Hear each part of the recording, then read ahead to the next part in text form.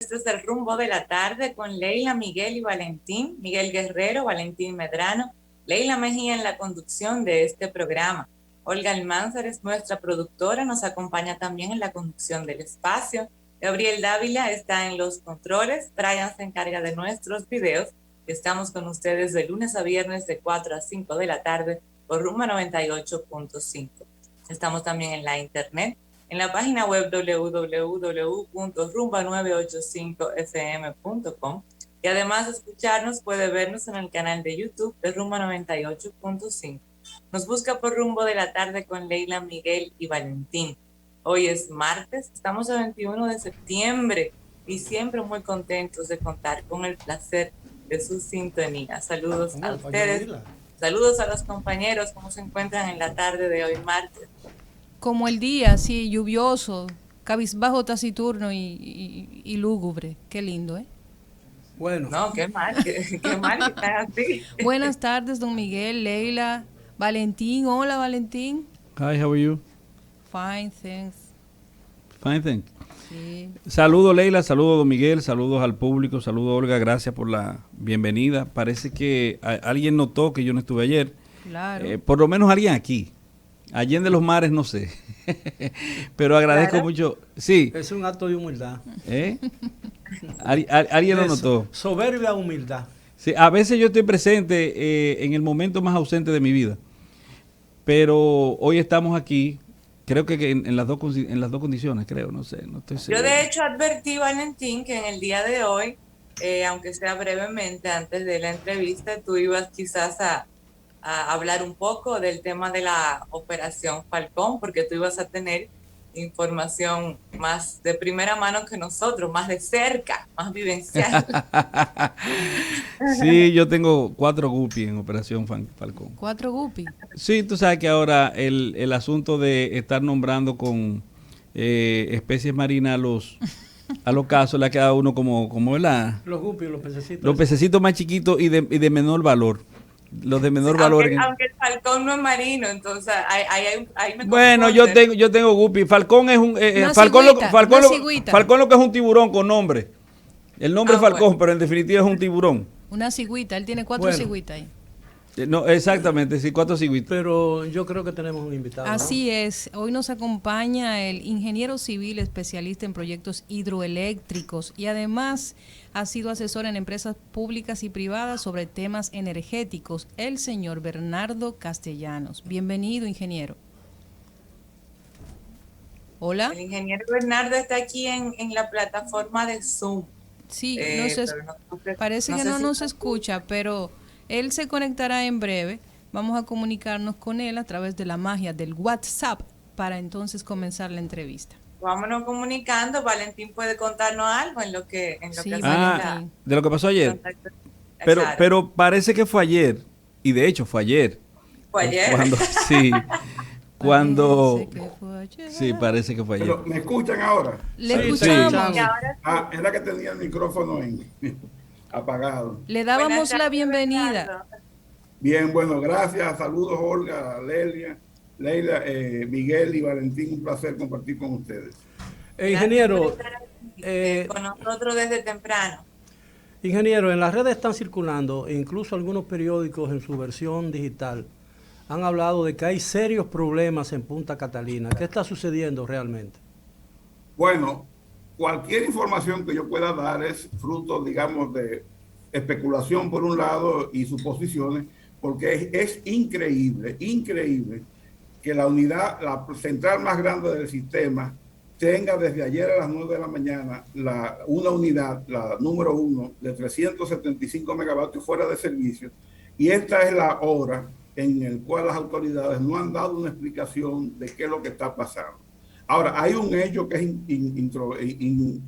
que no se puede discutir, es que desde la semana pasada un medio de comunicación escrito denunció, y no fue desmentido, sino ratificado por el ministro de Energía y Minas, que el carbón de Punta Catalina se estaba terminando, algo insólito, increíble, injustificable, indefendible. Bueno, ¿Terminando o terminó? Porque de hecho una emisora hermana, un comunicador de una emisora de este grupo, esta mañana dijo que hace 4 días se terminó, no que se estaba terminando, que se terminó, lo cual me pareció insólito.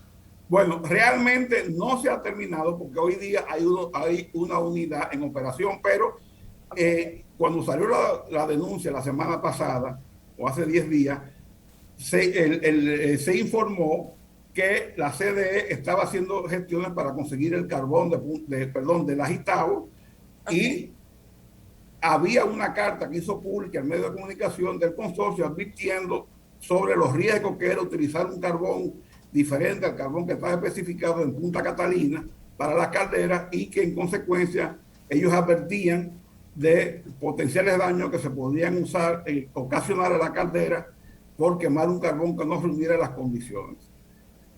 Ahora, si se acabó o no se acabó, no lo sé. Lo que sí es un hecho también, que es una realidad, es que la CDE ha convocado una licitación de urgencia, de emergencia, para comprar carbón. Y esto de nuevo cae en lo absurdo, porque ¿cómo es posible que usted tenga que comprar el insumo con el cual usted produce electricidad a base de emergencia, de una licitación de urgencia? Porque usted debe hacer una programación para licitar con tiempo, contratar con tiempo, asegurar los embarques con tiempo y evitar la situación que hoy día estamos pero eso tiene una explicación muy sencilla. Esas licitaciones de emergencia liberan a los convocantes de algunos trámites, ¿no?, que la ley establece como obligatoria. Bueno, pero también evidencia una incapacidad, evidentemente, y una falta de gestión, porque no es verdad que ellos se dieron cuenta hace una semana o 10 días que se le estaba acabando el carbón, porque el carbón de Punta Catalina no está enterrado. ¿Y no se lo habían robado? Bueno, tiene que darse cuenta, porque eso está al aire libre o está en un galpón que físicamente uno ve cuando se va disminuyendo. Además, se supone que una gente que sepa de operación de una central termoeléctrica a carbón sabe cuánto se consume mensualmente de carbón. Entonces, en vez de haber programado una licitación con tiempo, como la hizo Jaime Aristi, que hay que reconocerle, que hizo 2 licitaciones con tiempo, donde no solamente las licitaciones se abrieron y se produjo además lo que se llama una subasta a la inversa, que significa que luego de conocidos los precios, entonces comenzó una puja a la baja para ver quién bajaba más y quién quién daba el mejor precio y las mejores condiciones. Y eso implica una economía adicional a la oferta inicial que hicieron cada participante. Entonces ahora, de buenas a primeras, sucede que el carbón se está acabando y tiene que ir urgente a convocar una licitación, bueno, con las consecuencias que eso tiene. Esa improvisación, de acuerdo ya a noticias que están publicadas hoy en la tarde, están generando serios apagones en el Cibao.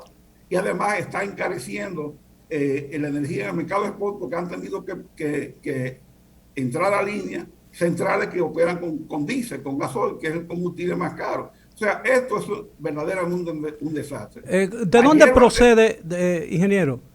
Normalmente el carbón que se usa en Punta Catalina y en Eje Jaina, ¿de dónde procede? Porque hay diferentes tipos de carbón y usted hizo mención de eso.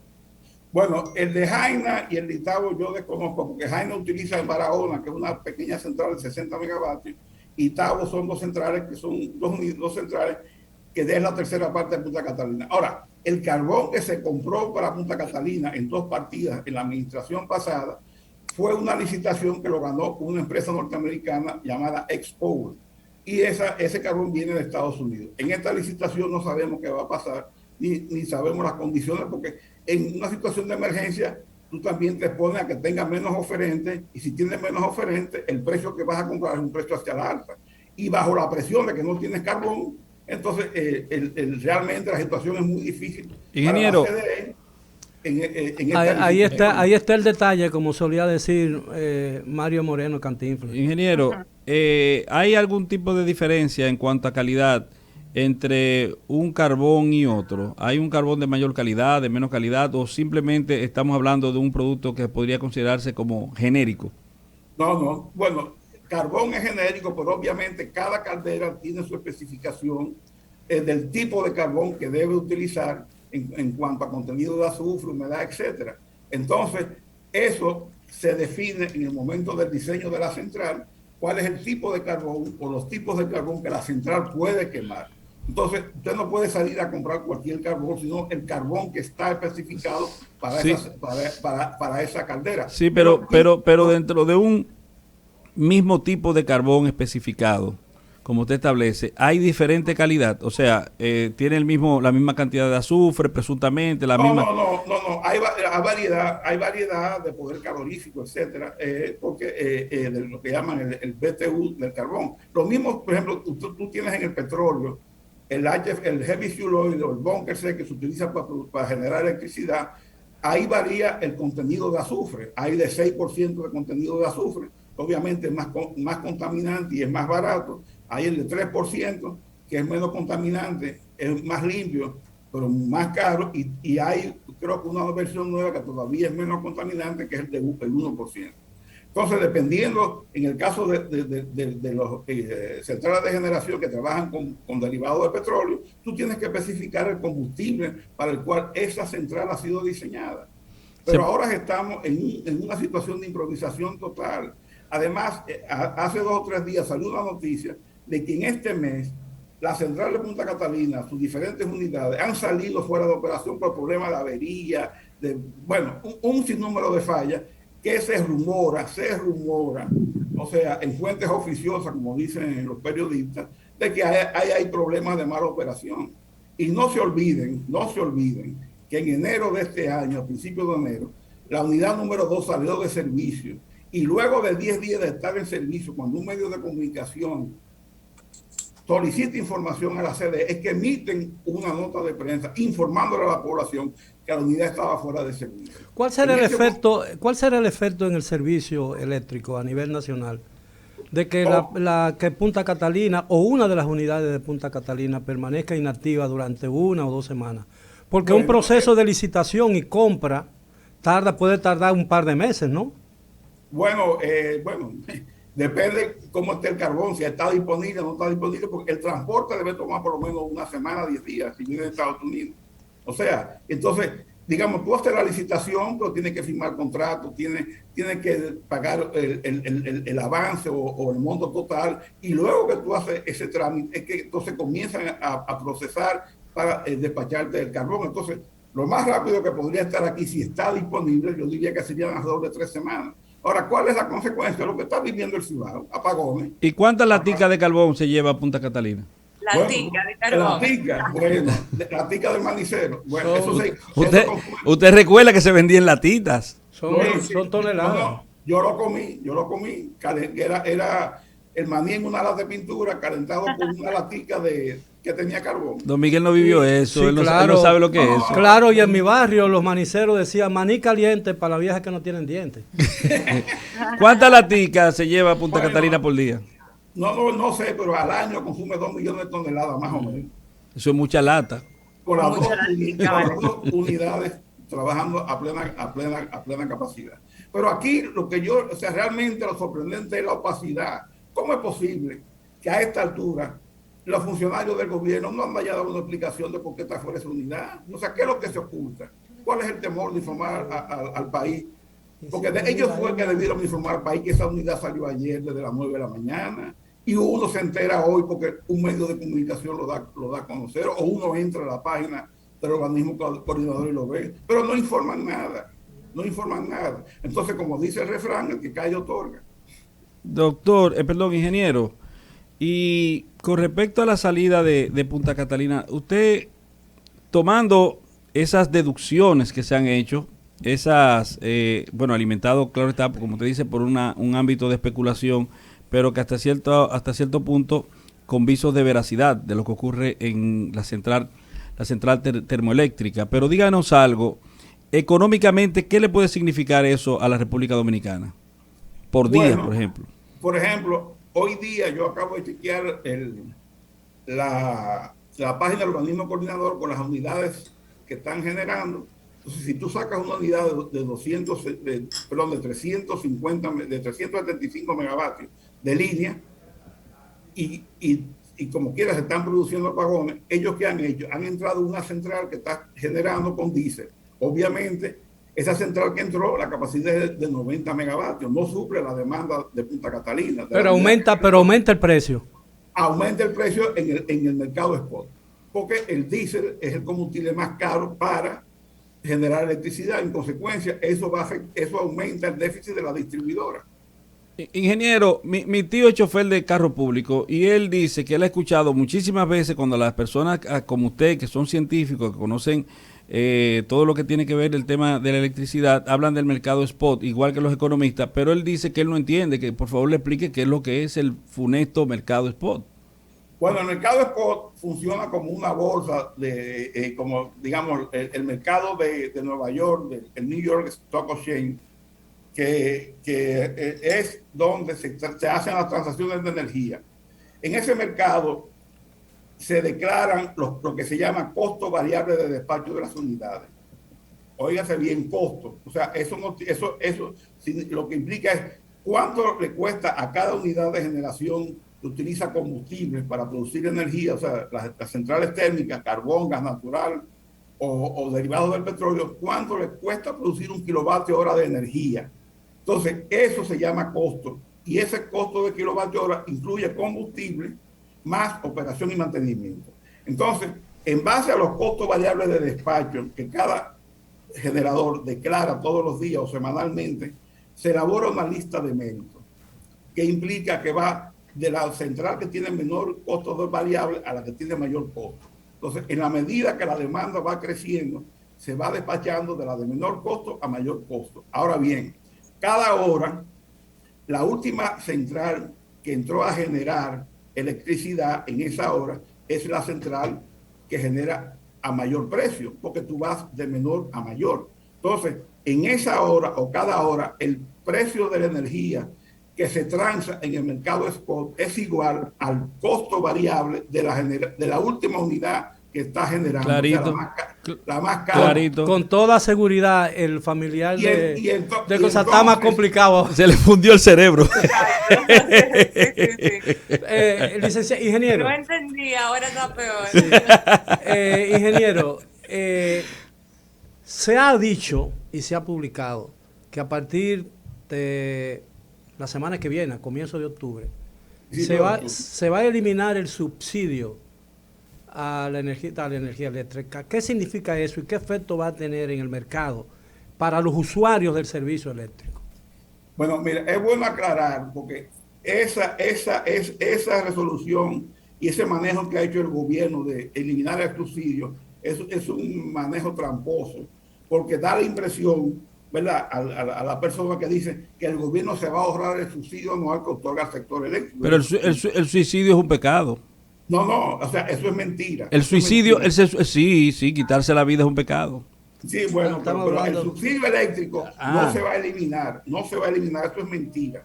O sea, el Estado va a seguir subsidiando la ineficiencia y la pésima gestión de la distribuidora, porque hasta mayo de este año el déficit de flujo de caja de la distribuidora supera en error de 14 millones de dólares el déficit que tenía en los primeros 5 meses del año pasado, y se proyecta a mayo, que es el último dato que ellos han publicado, por lo menos que yo he tenido acceso, que vamos a terminar con un déficit de 900 millones de dólares. Entonces, ¿qué es lo que se va a eliminar según el anuncio que se ha hecho? ¿Qué es lo que sucede? Ahí está la pregunta. Ellos están reestructurando la tarifa eléctrica, mejor dicho, la estructura tarifaria, porque una cosa es tarifa eléctrica y otra cosa es estructura tarifaria. La tarifa eléctrica, como la distribución es un oligopolio natural, el margen de intermediación, o sea, con lo que operan las distribuidoras, no se establece por oferta y demanda, sino que para evitar que las distribuidoras ejerzan su poder de mercado al ser un monopolio, el regulador, que es el superintendente de electricidad, a través de un estudio de tarifa establece cuál es el valor agregado de distribución o el margen de intermediación con lo cual deben operar las distribuidoras, operando de manera eficiente, o sea, con las pérdidas técnicas que deben tener en el orden del 10 al 15%, con una estructura burocrática eficiente, no con el exceso de empleomanía que tienen ahora, que es casi 5 veces lo que deberían tener, con unos gastos corrientes que es 2,5 veces lo que deberían tener. Entonces, con eso se establece y se sabe que ese margen de intermediación oscila entre 4 y 5 centavos de dólar por kilovatio hora. Y eso es independientemente de a cuánto se compre la energía a los generadores. Ahora bien, ese margen de intermediación tienen que la distribuidora recuperarlo a través de las estructuras tarifarias que existen, que se aplican a los diferentes clientes que tienen la distribuidora. Porque las distribuidoras tienen clientes residenciales, de lo que formamos parte nosotros, clientes comerciales, de lo que forman parte de la emisora de radio, industriales y el gobierno. Entonces se elaboran diferentes estructuras tarifarias. ¿Qué es lo que pasa? Que en el caso de la estructura tarifaria residencial y comercial, existe lo que se llama un subsidio cruzado en la tarifa, en el cual no pone un centavo el gobierno, sino que los clientes de alto consumo pagan un precio unitario de kilovatio hora más caro que lo que consume menos energía. Es un esquema parecido a lo que existe en el impuesto sobre la renta, donde la gente que gana alto salario paga una tasa impositiva cercana al 30%, y los que ganan menos salario pagan una tasa impositiva del 23-24%. Eso se llama un impuesto progresivo. Entonces tenemos una tarifa progresiva. Ahora, ¿qué pasa? Ellos lo que van a hacer ahora es, en cierta medida, aumentar la tarifa, pero haciendo un rebalanceo en esa tarifa, como aquella vez de Codetel en los años 80 que hablaba de rebalancear la tarifa. Entonces, ¿qué van a hacer? Van a aplicar un aumento vertiginoso y brutal, sobre todo a los clientes que consumen al mes 300 kilovatios hora o menos, un aumento que al final terminará duplicándole o triplicándole su factura, el costo del kilovatio de lo que pagan hoy, y a los altos consumidores de más de 700 kilos les va a bajar la tarifa. Entonces, eso es una barbaridad, porque para que ustedes tengan una idea del impacto que va a tener eso, 300 kilovatios hora de consumo mensual es el consumo que tiene una familia normal en esta sociedad de la electrónica, del internet, que tiene su nevera, sus televisores, su abanico, su lavadora, y consume entre 200 y 300 kilos. O sea, no hay lujo, no hay exceso. Ahora, el que consume más de 700 kilos, bueno, ya se tiene un derroche de instrumentos, a lo mejor aire acondicionado central en su casa, etcétera. Entonces, es diferente. Ahora, ¿cuánto representan los clientes registrados en la distribuidora? O sea, a los que se les factura la energía, que consumen 300 kilovatios hora al mes o menos. El 90% de los clientes de la distribuidora consumen 300 kilovatios hora o menos al mes. Significa que este aumento, que ellos no han anunciado la magnitud, porque parece que tienen miedo en anunciarla, va a impactar al 90% de los clientes registrados en la distribuidora, alrededor de 1.800.000 hogares, que si usted lo multiplica por 3 o por 4, estamos hablando de 5, 6, 7 millones de personas que van a ser impactados directamente por el aumento brutal que ya se tomó la decisión de hacerlo, pero que yo creo que no lo van a aplicar porque con el rechazo y el repudio que esto ha generado, yo dudo que se atrevan a hacer eso. Es decir, que los más afectados son las clases medias y los pobres. Exacto, los que consumen 300 kilos hacia abajo. Entonces, ¿qué sucede? Que los que consumen más de 700 kilos al mes, que son 5% de los clientes de la distribuidora, óigase bien, 5% de los clientes de la distribuidora van a ser beneficiados con una rebaja de la tarifa. Es decir, que va a haber un subsidio a la inversa. Los pobres y las clases medias van a estar subsidiando al 5% de los consumidores. No, ese no sería el término correcto. Simplemente el subsidio de los altos consumidores baja y se eleva la tarifa de los bajos consumidores. Sigue siendo lo mismo, solo con otro nombre, pero sigue siendo lo mismo. Ahora bien, doctor, yo quiero, mire, el señor Gabriel Dávila quiere hacerle una pregunta. Él quiere saber, él es máster, y él quiere saber si esto que ha anunciado el gobierno de hacer con Punta Catalina una actividad legal, una figura jurídica, ¿cómo que se llama la figura jurídica que van a utilizar? Fideicomiso. Así se llama, que se llama fideicomiso. Él quiere saber si eso es conveniente, si es necesario, qué con eso y con qué se come eso. Bueno, mira, yo he escrito un artículo reciente que yo le invito para que lo lea, además de la explicación que le voy a dar sobre ese tema. No es necesario ni se necesita, porque en la actualidad Punta Catalina está operando en la realidad como una especie de fideicomiso que lo ejerce el Ministerio de Hacienda. ¿Por qué? Porque el Ministerio de Hacienda en la realidad tiene el control absoluto de los ingresos y gastos de Punta Catalina. De hecho, mensualmente de los ingresos que genera Punta Catalina, que andan en el orden de los 40 a 45 millones de dólares, cuando las dos unidades están operando, o sea, unos 500 y pico millones de dólares al año, el Hacienda retira 15 millones de dólares, o sea, 180 millones de dólares, que son las ganancias anticipadas de Punta Catalina, lo cual se utiliza para, bueno, en teoría amortizar todo el endeudamiento de esa central, pero eso va al presupuesto de la nación. El modelo financiero de Punta Catalina establece que las utilidades de Punta Catalina son en el orden de los 250 millones de dólares al año. Eso ha sido reiterado por Jaime Aristifudé, quien fue que trabajó en eso. Significa que el gobierno ahora está tomando por adelantado el 72% de esas utilidades teóricas previstas en Punta Catalina. Ahora, esa operación está ahora, Punta Catalina está en un proceso de contratar una firma especializada con experiencia, con aval técnico, con aval financiero, que se ocupe de la operación y mantenimiento de la central para evitar que todas estas barbaridades de descuido y de inexperiencia, bueno, yo no sé qué calificativo utilizar, ocurran. Entonces, cuando tú contratas esa empresa va a ser una especie de fideicomiso, porque esa es la que va a garantizar que eso se opere y se maneje como Dios mande, que se planifiquen las cosas, que no estemos en procesos de emergencia, que para todo es una emergencia, un proveedor único.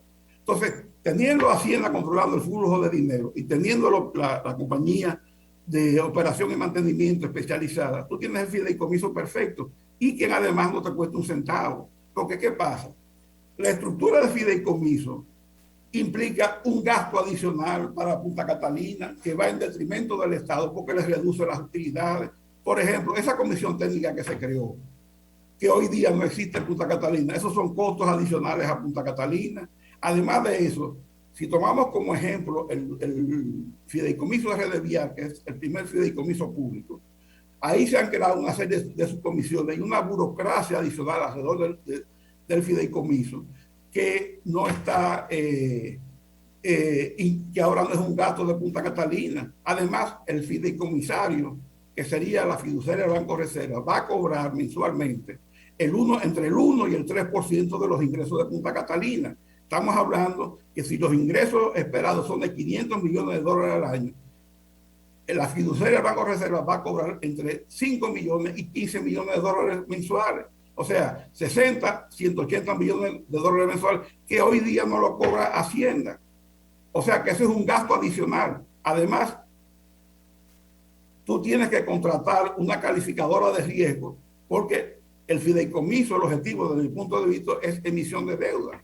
Entonces, esta emisión de deuda, para tú poderla hacer, tienes que buscarte una agencia calificadora que te haga la valoración del perfil de la empresa y te califique la deuda si es A, B, C, y eso cuesta dinero, y eso hay que hacerlo periódicamente, cada año, cada 2 años. Entonces, al final, la estructura de fideicomiso lo que hace es que agrega gasto a la estructura existente hoy de Punta Catalina y no agrega ningún valor agregado. Porque tú me vas a decir a mí que ese comité de gente que yo no cuestiono su preparación académica aporta más que lo que va a aportar la empresa que va a ser contratada para la operación y mantenimiento de Punta Catalina, o ellos van a hacer un trabajo que va a superar lo que está haciendo hoy Hacienda y que le sale de gratis al Estado.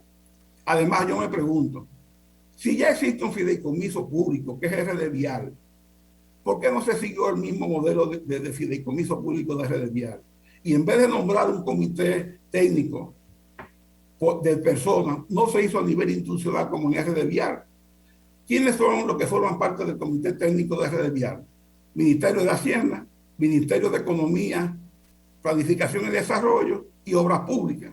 Esos son los que forman el comité técnico. Aquí se pudo haber hecho igual Hacienda, Economía y Desarrollo, y el tercer miembro debió haber sido la CDE, pero como la están destruyendo, bueno, entonces en su defecto romper. Pero lo que llama la atención con uno ve el decreto que crea el fideicomiso de Punta Catalina es que la CDE, que la están destruyendo, porque su objetivo es otro, sucede que el fideicomitante de Punta Catalina es CDE. Entonces yo quiero que alguien me explique. O sea, algo que se dice que no sirve para nada casi, ¿verdad? Bueno, está en cuestionamiento, va a ser el elemento base de un fideicomiso que se crea entonces con una empresa del mismo ramo. ¿Es algo así? O sea, en el decreto que crea el fideicomiso de Punta Catalina, ahí mismo se establece que el fideicomitante es la CDE. Es el decreto que lo dice. Entonces yo me pregunto, si la CDE la están destruyendo y dice que va a desaparecer, ¿cómo tú creas una estructura jurídica de un fideicomiso con una empresa que tú lo que estás destruyéndola? Yo eso no lo entiendo. Y una pregunta, ingeniero, ¿a usted no le despierta ningún tipo de suspicacia el hecho de que se hayan producido a raíz de una toma de decisión por parte del gobierno central la creación del fideicomiso y luego también de una serie de manifestaciones antes y después de la ocurrencia de las elecciones recién pasadas, las elecciones generales, con respecto al tema Punta Catalina? Primero, que Punta Catalina es un cuerpo del delito. Segundo, que Punta Catalina fue sobrevaluada. Tercero, que Punta Catalina no funciona, que eso fue más cara la sal que el chivo. Que entonces había como una actitud de bombardear, de desmeritar, desacreditar, por así decirlo, a Punta Catalina.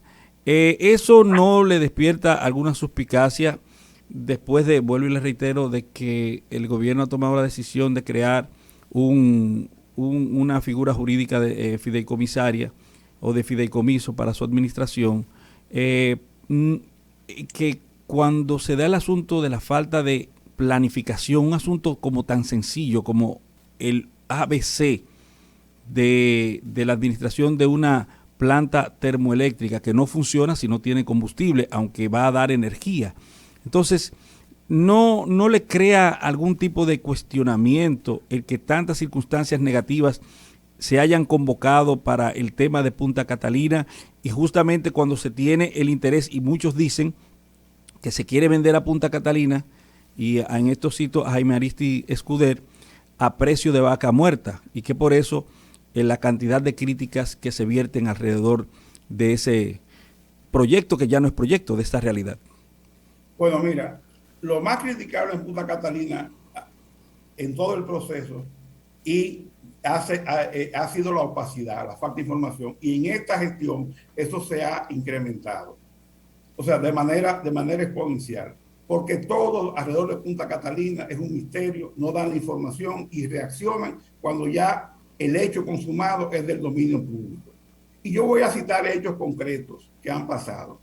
En la transición, en julio del 2020, el hoy ministro de Energía y Minas, como un pavo real, anunció al país su compromiso ineludible y de principio de que a partir del 16 de agosto, en un plazo no mayor de 60 días, todas las licitaciones asociadas a Punta Catalina, que eran licitaciones económicas, financieras y técnicas, iban a ser convocadas para que a esta altura, en la que hoy nos encontramos a 13 meses de la toma de posesión, por lo menos esas auditorías estuvieran en proceso y quizás alguna en vía de determinación. A la fecha no se ha contratado una sola auditoría de Punta Catalina, una sola de todas las que el PRM y Antonio Almonte prometieron en la oposición. Y yo me pregunto, y esto Valentín tú lo sabes mejor que yo, tú vas a construir un fideicomiso, y ese fideicomiso tiene que tener un valor. ¿Cuál es el valor del fideicomiso de Punta Catalina si no hay una auditoría que diga cuánto se gastó en Punta Catalina? ¿Cómo lo van a constituir? Porque no pueden constituirlo con un valor cero. Y de ese valor se va a establecer una deuda con el gobierno central. ¿De qué monto? Todo eso es desconocido. Entonces, no sabemos eso. En enero de este año, cuando se produce la falla y se conoce la opinión pública, porque un medio de comunicación la da a conocer, sucede que entonces el ministro de Energía y Minas anuncia al país en enero, a principios de enero, que a final de mayo él iba a entregar un informe a esta sociedad con lujo de detalle de todo lo que había ocurrido con la unidad número 2. Estamos en septiembre. ¿Ustedes han visto el informe? Ya no habla de eso, ya se le olvidó. Pero no solo eso. En la campaña, el ministro dijo a viva voz, como un pavo real, que iban a publicar en un portal en la CDE toda la documentación disponible de Punta Catalina para que la sociedad tuviera acceso a eso. ¿La han publicado? No, no la han publicado. Ustedes se recuerdan un escarceo que hubo con una famosa prueba Verope de Punta Catalina que se hizo en la gestión pasada, que Antonio Almonte salió al frente diciendo que esa prueba no había pasado, que Punta Catalina no daba la capacidad que decía el contrato, en fin, y una serie de acusaciones. O pues sucede que luego de que hicieron esa denuncia, Punta Catalina no realizó una nueva prueba Verope, sino que la que se había hecho, que la que ellos criticaron, es la que se mantuvo vigente y fue la que aprobó el organismo coordinador y la Superintendencia de Electricidad. ¿Y por qué se hizo? O porque mientras eso no se aprobara, Punta Catalina no podía recibir ingresos en lo que, del concepto que se llama pago por capacidad o pago por potencia, que significa nada más y nada menos que unos 7,5 millones de dólares mensuales. Ingeniero, estamos hablando cerca de 90 millones de dólares. Usted habla entonces, de muchos si cuartos. Este país, o sea, ¿por qué ellos no le han dado una explicación de la prueba Verope? ¿Por qué no le han dado una explicación a este país de la falla de Punta Catalina? Ingeniero, en enero, que Jaime Aristi los emplazó y los acusó de que fue una mala operación. Ingeniero, una pregunta capicúa. Por ejemplo, si aquí el gobierno decidiera vender sus rutas de transporte, si las tuviere, es obvio pensar, es lógico pensar que Juan Uvieres y Antonio Marte y otras personas de ese mismo ramo, vamos a decir así, decidieran en algún momento pujar para comprar las rutas de transportes del gobierno, participar del negocio del transporte, que es lo que siempre han hecho. Si Punta Catalina fuera a ser vendida, ¿hay alguien aquí en la República Dominicana con capacidad para pujar, para comprar? Y podría haber personas así que uno puede identificar con intereses en ese bien. Bueno, eso vamos a decir, va a depender de cuál sea la estructura financiera de la venta. Por ejemplo, una cosa es, primero hay que determinar cuánto se gastó. O sea, porque tú tienes que saber cuánto me costó ese bien que está ahí, que mis cálculos me dicen que costaron más de 3.200 millones de dólares, pero según los estimados de Antonio Almonte, costó como 3.400, 3.500, porque él dijo en una declaración pública, ya siendo ministro de Energía y Minas, que la CDE le había pagado al consorcio 800 y pico millones de dólares por encima del contrato. O sea, estamos hablando de que, según Antonio Almonte, no yo, ya siendo ministro de Energía y Minas, yo supongo que él dijo esa declaración pública en un programa de televisión, porque él tuvo acceso ya a la fuente de información porque ya había tomado posesión. Entonces él dijo que el contrato que se firmó en 1.945 millones de dólares terminó pagándose al consorcio solamente 2.800 millones o más de 2.800 millones. Cuando tú le sumas los intereses durante construcción, las primas que se pagaron por los financiamientos, solamente la prima riesgo país que se le pagó a Sache, que fue la que dio cobertura de riesgo al financiamiento italiano de los bancos europeos, fueron 82 millones de dólares. Y súmale 6 millones de dólares que se le pagaron al BNDES de Brasil por un préstamo que nunca llegó al país. Entonces, cuando tú sumas todo eso, partiendo de la cifra de Antonio Almonte, tú llegas que costó 3.400, 3.500 millones de dólares. Ahora bien, eso es costo real. Eso es costo. Eso es lo que le costó a ahí no hay robo, o sea, no hay sobrevaluación. Yo no sé si hay robo, pero fue lo que se desembolsó. ¿Cuánto dice el vendedor? Excúseme que le diga vendedor, el constructor, ¿cuánto entiende que le costó? ¿En cuánto se pactó? ¿Cuánto se le pagó? ¿Cuánto él firmó que recibió? ¿Dónde está el robo? Ingeniero, ¿dónde está el robo? Porque hay un robo, siempre hay un robo. ¿Dónde está el robo? El robo tiene que demostrar una auditoría. Ok. Y si no hay auditoría, tú no tienes evidencia para someter a nadie. ¿Entiendes? Entonces, si no hay auditoría, ahora mismo yo no sé cuánto me costó. Porque los 3.000 millones de dólares que yo digo que costó, que fue la inversión total, es en base a informaciones que uno maneja y llega a ese número. Pero yo no tengo un sustento contable que me diga que eso fue lo que se gastó. La auditoría que debe decir eso. Ahora, hay que diferenciar lo que se le pagó al constructor, que según Antonio Almonte fueron 2.800 millones de dólares, según Jaime Aristi 2.500 millones de dólares, y está el costo total, porque hay un costo que asume el Estado, la CDE, que no lo recibe el contratista. Esas comisiones que se le pagaron a los bancos, todo el personal que tuvo la CDE involucrado en el proyecto por 6 años, lo que cobró Stanley Consulta, 30 millones de dólares, los consultores que tuvo CDE, los estudios de impacto ambiental, en fin, todo eso es costo del proyecto, porque se genera porque el proyecto estaba. Si el proyecto no existiera, no se hubiera tenido eso. Entonces, cuando yo hablo de 3.100, 3.200, estoy hablando de inversión total, no lo que recibió el contratista. Bueno, doctor. Ahora bien, yo tengo que saber el costo. Una cosa es cuánto me costó y otra cosa es el valor de mercado de Punta Catalina. Y el valor de mercado de Punta Catalina lo va a dar el flujo de caja descontado a valor presente por 15, 20 años, dependiendo del contrato que tenga, de las utilidades que va a generar Punta Catalina en ese tiempo. Entonces, dependiendo del contrato de energía que tenga, el valor de mercado es mayor o menor. Ahora bien, si ya Punta Catalina tiene un contrato firmado con la distribuidora, cuando yo haga mi flujo de caja en 10, 15, 20 años y lo traiga a valor de hoy, si el valor comercial de Punta Catalina es menor que lo que yo gasté, fue un negocio de capaperro, perdí dinero. Y si es mayor o igual, bueno, empaté. Pero esos análisis no se han hecho. Entonces, yo no sé qué valor se va a poner como valor de fideicomiso de Punta Catalina. Porque no hay auditoría. Yo le pondría 5.000 millones. Pero yo le pondría 5.000 millones, pero eso soy yo ahí, abuelo de pájaro. Cualquier número que tú digas, pero ahora lo que yo te digo a tu pregunta ahora, ¿aquí hay capacidad para vender, para comprar Punta Catalina? Bueno, depende cómo se haga la estructura de venta. En el gobierno pasado, ¿qué se hizo? Se dijo que Punta Catalina valía 2.600 millones de dólares. 2.300 era una deuda con el Estado Dominicano y 300 millones de capital.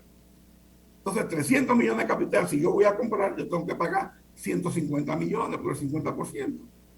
Y el resto se pagaba con el mismo ingreso de Punta Catalina en un financiamiento que el Estado le otorgaba a los compradores por 15 años.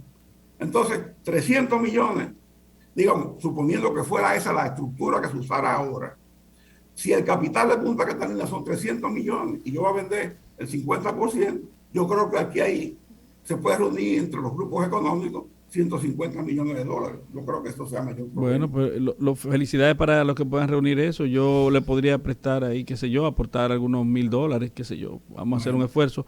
Pero, ingeniero, usted sabe que estamos en radio y televisión, déjeme decirle, y por YouTube. Usted verá que cuando Leila le diga por todos los sitios que sale este programa. Pero el tiempo, el tiempo. Ah, sí, verdad, el ingeniero lo sigue. El ingeniero siempre me dice, mire, esa participación de Leila me encantó. Pero esta gente tiene su tiempo contado, ingeniero, y qué lástima que así sea, porque usted ha dado una cátedra, una exhibición clara de conocimiento de todo el tema Punta Catalina, y no Punta Catalina, sino también de todo el espectro eléctrico de la República Dominicana. Vamos a darle la oportunidad para que usted le diga goodbye a su público, a los fanáticos que como yo le siguen. No, bueno, gracias por la invitación. Realmente para mí siempre es un placer poder compartir con ustedes. Y bueno, solo lamento que Israel no esté presente, porque Israel con su picardía y su sazón picante, pues añade un buen aderezo a todas estas discusiones. Un abrazo para todos y siempre a su disposición en cualquier cosa que le pueda servir de utilidad. Bueno, ahí teníamos, y reiterarle las gracias al ingeniero civil y especialista en proyectos hidroeléctricos Bernardo Castellanos. Vamos a una breve pausa y regresamos con un poco más. Rumba 98.5.